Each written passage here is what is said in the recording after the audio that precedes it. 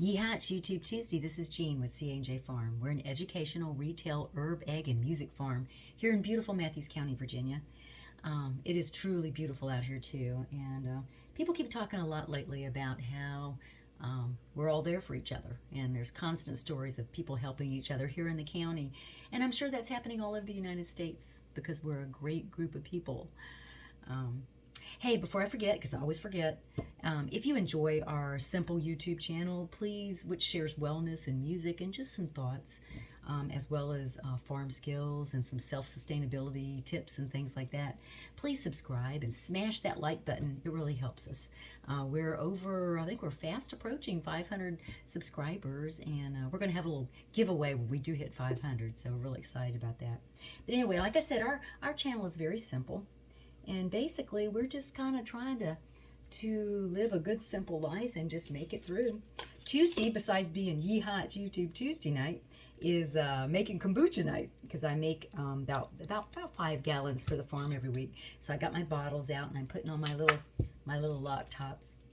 But I thought while I was doing that, I would talk a little bit, because tonight's going to be a busy night. I'm meeting with my business mentor, Marilyn Crump, at 7 for our weekly check-in, and she's been so great to help me with some things that I just didn't know what to do. And I guess tonight we're going to talk a little bit about how Facebook is messing with us, and I guess we have made it now because the bad people are trying to mess with us, and we're just not going to have any of it. We're not going to let it hurt us or slow us down. I'm not going to lose any sleep over it. So you don't either. But anyway, and then I've got to work on the eval we've had a beautiful college intern with us, Lauren Cummings, with us this past semester, and I've got to get her evaluation in because I think tomorrow at midnight is the deadline, so I'm down to the wire on that. We were landscaping today, and it was so nice. It was warm. It was funny because, you know, when you work daily outside, you really do learn to feel nature more, you know. And one of the young ladies, one of our farm team leaders, Tiffany, is kind of new to being an outside person, and she just she so marvels at everything. And today was really interesting because it started off being hot. Of course, we're landscaping and everything, and as I'm doing this, I'm going to be doing my kombucha. Okay, here's the mother that I'm transferring. Here's the second part of the mother. Okay, but we were working outside and it was hot. And then all of a sudden in the afternoon, it was like we were mulching a bunch of these big beds. It's a beautiful place in Hartfield. And all of a sudden you felt the wind. I stood up and you could feel the wind change directions. And all of a sudden it went cool. And you thought, yeah, that front's moving in. So about 4 o'clock, boom, the sky let loose. And it was pouring down rain on us. And you know, her and I were loading up the truck and everything, and I told her, I said, I'm glad you're not the kind of girl that lets a little bit of water and rain scare her. She goes, oh no, you know.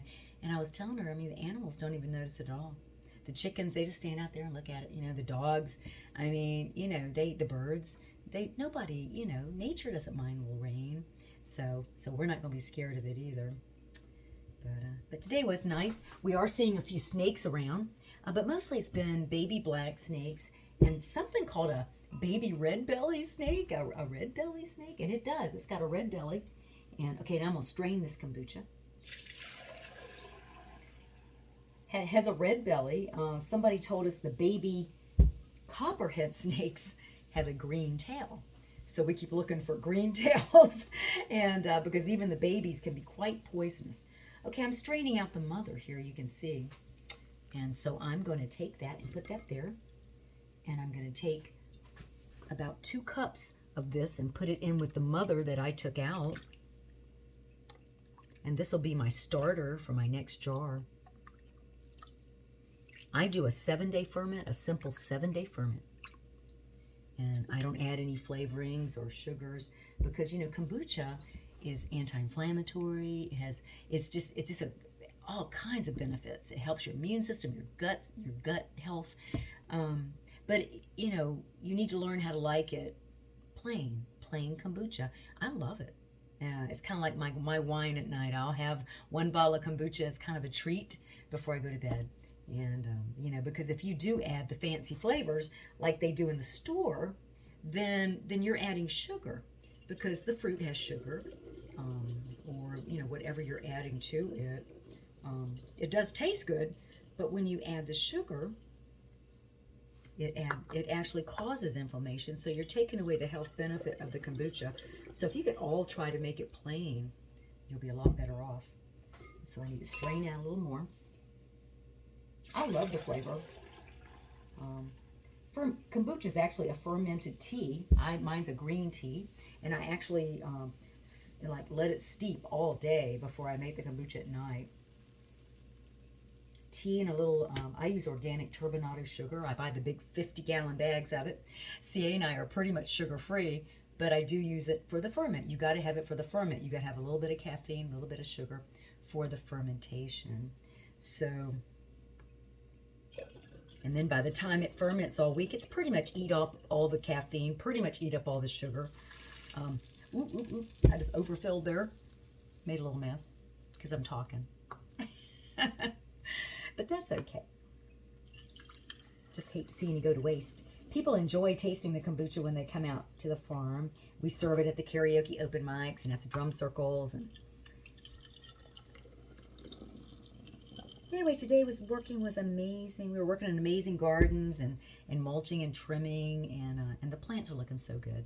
I really think they like it when it's a little cooler like this. Once it gets into the heat of summer, things can look pretty ragged. We've been pretty busy here at the farm. We had an Earth Day drum circle. That was amazing. And we've begun working with a children's group in India. And I just find that so, I'm so grateful for the opportunity. I mean, we're a speck of dust on the earth, and here we're working with a children's group in India with the Little Leaders school program there. And I'm so excited about doing that. We've just begun, and I'm meeting with them again Wednesday to talk about what else we can do together. And I'm just very excited because we're very educational, and I think that's what it's about, is teaching kids early about the earth and about nature and how to live maybe a little more simple. Simple is good. We've gotten all a little bit too fancy, I think, and simple is good. Okay, I did spill some of this, but I still think I want to have 6 full bottles. Oh yeah, still okay. We actually started our annual herbalist course here at the farm Saturday, and it was wonderful. We had 14 people. We only take 15 a year. We did have one opening that somebody canceled last minute, and we didn't fill that one, but that's okay. We had 14 people, and then I got a couple of farm team leaders that are taking the course free. Kind of a free gift from me to them for being team leaders here at the farm. And so slowly, everybody out here at the farm, all the volunteers and the team leaders, were all becoming herbalists. And isn't that a good thing? So anyway, it started. It was wonderful. And now it'll work. We'll meet once a month, starting in April, which was this past Saturday. We'll meet one time in May, one time in June, and each month and through October. In October, they'll graduate as competent herbalists. And it's a really good group. I really enjoyed them. They were very, had a lot of information. We had a lot of very intelligent, trained people there. We had a trauma nurse. We had some pharmacists. We only had one man in the class this time. Last time we had 2. So I told him we tried to take it easy on him, all the ladies. But, there's a couple of really famous men, herbalists. Stephen Buhner, Matthew Wood, and there's a couple more that are very popular. And some of the men at our farm have taken the course too. Anyway, it's good to learn about nature. It's good to learn that you can take care of yourself with just a little bit of training. Anyway, I'm going to finish this kombucha and get busy on that eval for Lauren so I don't run late with her eval for her college. And I hope you're staying well.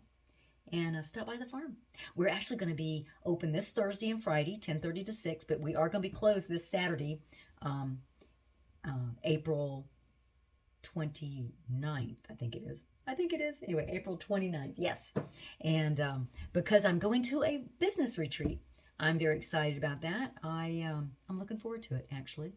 And having a day with the ladies, learning some new stuff, and just sort of chilling out a little bit. I'm actually going to do an herbal presentation at the retreat, and I'm going to do a drum circle for the girls too, so it'll be fun. And be looking for what's coming up from us. We have a tea and another monthly wellness gathering called Tea and Talk coming up the third Wednesday of May from 7 to 8. You'll see me talking about that. And then we have some other wellness days coming up. We have a Let's Farm Day coming up in June. And then our June Wellness Day will be all about Music Heals, a talent show. Come and share. Anyway, we've always got something going on. We've got drum circles, karaoke, open mics, and oh my gosh, those are catching on like crazy. Anyway, music does heal. It's almost as good as the herbs. Almost. You stay well, and I'll see you later. Bye.